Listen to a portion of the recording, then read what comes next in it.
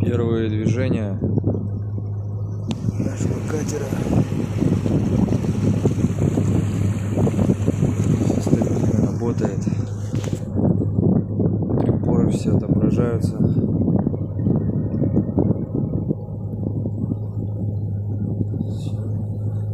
Рулится хорошо.